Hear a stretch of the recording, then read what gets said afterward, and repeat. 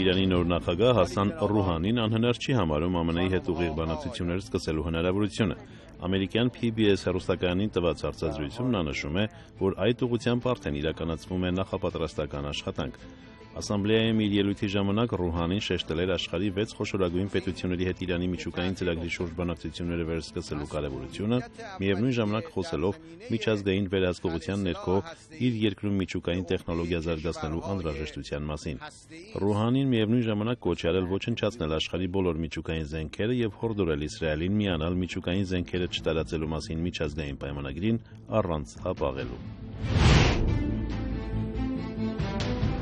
ՄԱԿ-ում իր ելույթի ժամանակ Եգիպտոսի արտաքին գործերի նախարար Նաբիլ Ֆահմին ասել է, թե ամեն հնարավորություն հարկավոր է օգտագործել այս տարածաշրջանում բոլորի միջև լավ հարաբերություններ ամրապնդելու ուղղությամբ։ Նա ընդգծել է հատկապես Իրանի ու ԱՄՆ-ի միջև ջերմ հարաբերություններ հաստատելու կարևորությունը։ Ավելի վաղ խոսք գնացել էր ՄԱԿ-ի գլխավոր ասամբլեայի շրջանակներում Օբամայի եւ Ռուհանիի միջև հանդիպման ու նաեւ ձեռքսեղման հնարավորության մասին, սակայն դրանք տեղի չունեցան։ Ավելի ուշ Սպիտակ տունը հայտարարեց, թե Օբաման չի մերժում Ռուհանիի հետ ապագայում ոչ պաշտոնական շփումներ սկսելու հնարավորությունը։